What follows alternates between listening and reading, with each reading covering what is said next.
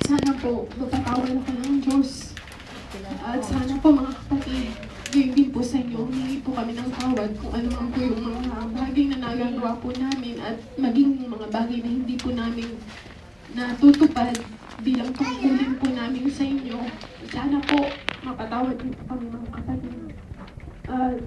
Isang bagay po na pinagpapasalamat ko sa araw na ito, muli po nagkasama-sama po kami muli na mga magkakapatid sa Group 2. Pagkamat may mga balakid po sa mga bagay na ngunit tulong po ng Diyos.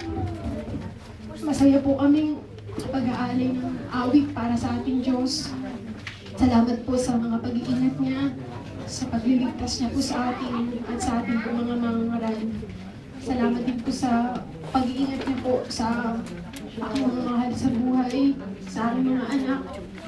Kadalasan na hindi ko po sila ganong nabibigyan ng oras, ngunit alam ko po ang Diyos ang magluluato po sa kanila. Salamat po sa Diyos maging sa mga bagay po na hindi ko na po nalalaman na patuloy po binibigay ng Diyos sa amin. Salamat po sa Diyos mga kapatid. Meron po kaming alay na awit. Una po para sa Diyos at sa inyo po mga kapatid. Pagdamutan niyo na po. Salamat po sa Diyos. Anak, sing na, sing.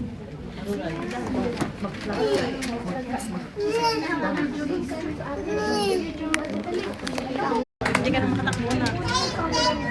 Ito mga anak, ito mga anak. Yun na.